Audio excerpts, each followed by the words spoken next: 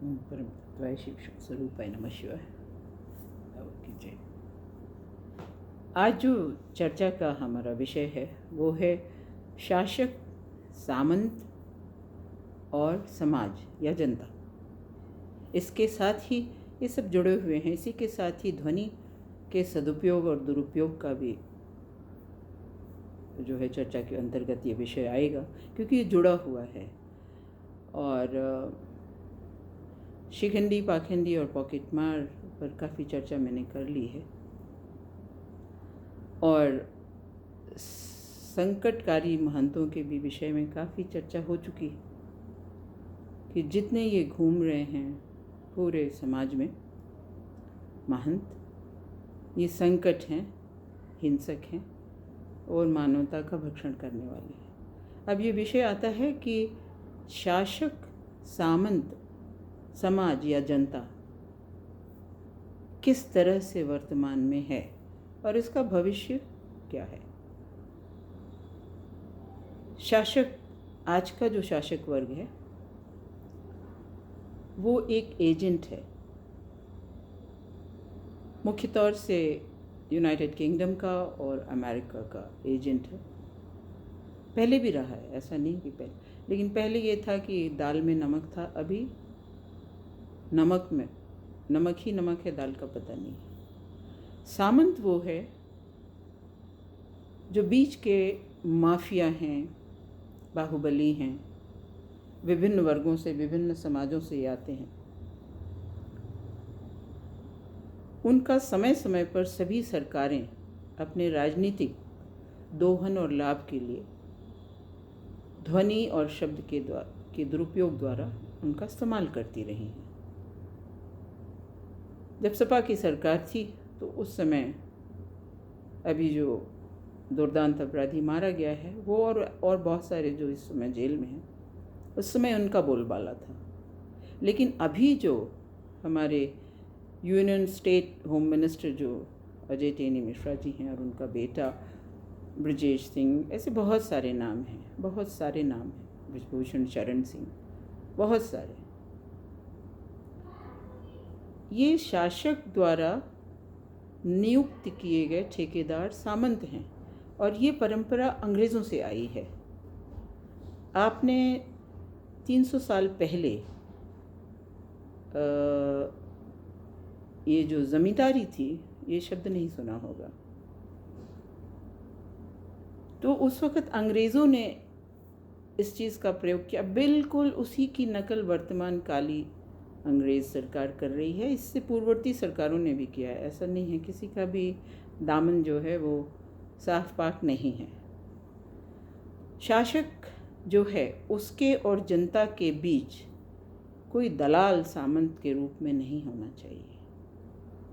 शासक और जनता के बीच में न्यायपालिका, नौकरशाही और पुलिस शाही की भी दलाली नहीं होनी चाहिए। लेकिन दुर्भाग्य से ये होता आ रहा है, क्योंकि यदि सरकार माइट होती है, सरकार चाह ले तो सुई भी नहीं गुम हो सकती। जो कुछ भी कांड होते हैं, अब आपको बताएं कि शीला दीक्षित की सरकार को गिराने के लिए निर्भया कांड कराया गया था। अभी अमृतपाल को गिरफ्तार किया गया बड़े गुपचुप तरीके से, ज़्यादा इसका शोर नहीं हो रहा है क्योंकि वहाँ मामला कुछ और भी संवेदनशील है। अमृतपाल को खड़ा किसने किया? दुश्मन बाहर से नहीं होता है, किले का भेदन बाहर से नहीं होता है, किले का भेदन भी भीतर से होता है। तो सरकारें जो हैं अपने लोभ के लिए, क्योंकि ये शासक नहीं हैं, ये मैनेजर्स बैठा दिए गए हैं विदेशी ताकतों के द्वारा भारतवर्ष के सभी मिनरल्स का दोहन करने के लिए, तो ये जो बैठाए गए हैं ये उसकी योग्यता रखते ही नहीं हैं, शासक की योग्यता नहीं रखते हैं। इसलिए ये क्या करते हैं कि इनको, ये तो शॉर्ट टर्म देखते हैं, तो इसलिए ये सामंतों को बीच में लाते हैं। तो जैसे अभी एक सामंत प्रयागराज में मारा गया, इसी तरह अभी वर्तमान सरकार में, वो चाहे मध्य प्रदेश की सरकार हो, चाहे केंद्र की सरकार हो, चाहे आपके उत्तर प्रदेश की सरकार हो, चाहे कहीं की भी सरकार हो, कांग्रेस की भी सरकार हो, महाराष्ट्र की भी सरकार हो, दाऊद इब्राहिम को तैयार करने वाले वहाँ के दिग्गज नेता हैं महाराष्ट्र के। उसने कहा था न कि मैं आत्मसमर्पण करना चाहता हूँ भारत में, लेकिन बहुत बड़े बड़े उस समय के जो कांग्रेस से टूट के गए, नया एक पार्टी बनाई, मुंह टेढ़ा है उनका, कैंसर हो गया उनको, नेचर ने दंड दिया, लेकिन अभी भी आँख नहीं खुली है। तो उन्होंने उसको समर्पण करने नहीं दिया, क्योंकि उसने पूरी कुंडली खोल देनी थी। और ये सिलसिला आज से नहीं चल रहा है, ये सिलसिला लगभग 1970 से चल रहा है, और अभी ये विकराल रूप में है, खुल्लम खुल्ला है। जैसा कि पीलीभीत में अजय मिश्रा के बेटे ने खुली जीप से किसानों को रौंदा, उन्नाव में बच्ची का रेप हुआ। तो सरकारें जो हैं इस तरह के सामंतों को, उसमें छुटभइये भी हैं और बड़े चेहरे भी हैं जो बड़े पैमाने पे भी काम करते हैं, फिर उनका दुरुपयोग जो है वो मिडिल ईस्ट की जो ISI हैं या पाकिस्तान की एजेंसीज़ हैं, अमेरिका है, CIA है, FBI है, MI6 है, वो सब इस्तेमाल करते हैं। और किसके लिए?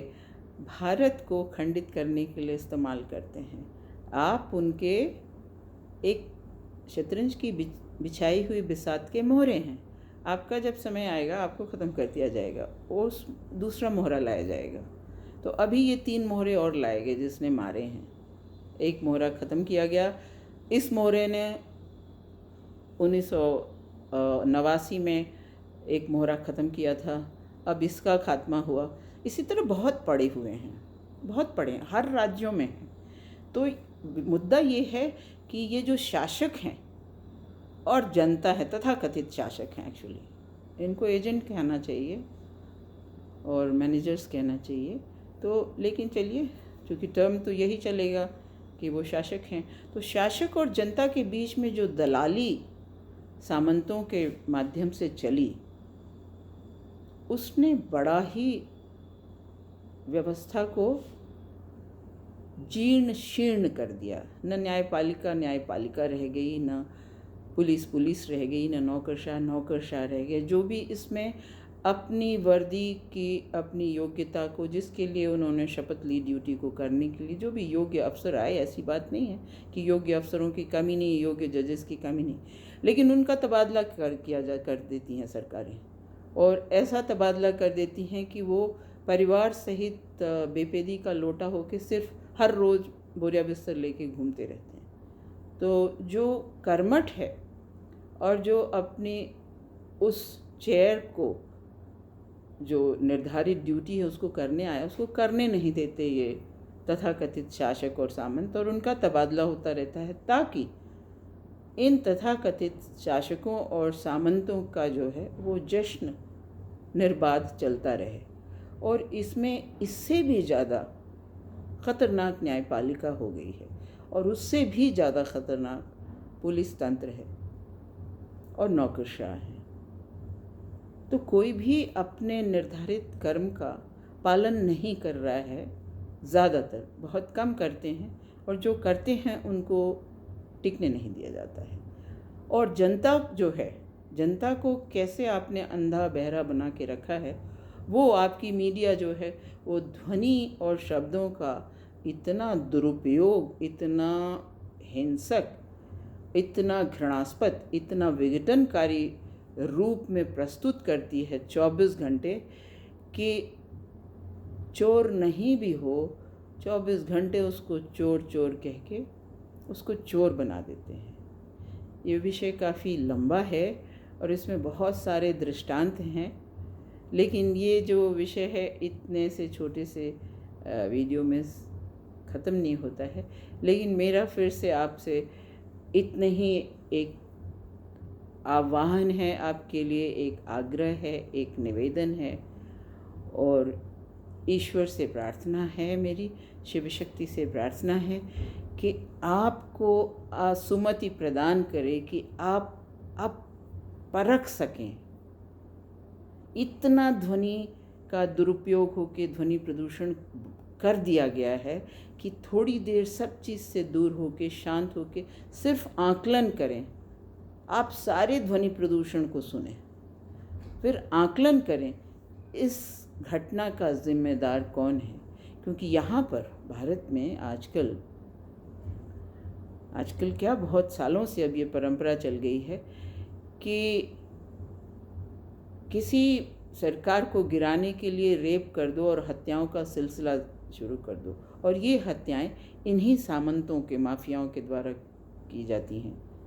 और आप जो समाज है उसको कुछ पता नहीं होता है, जानना भी नहीं चाहता है।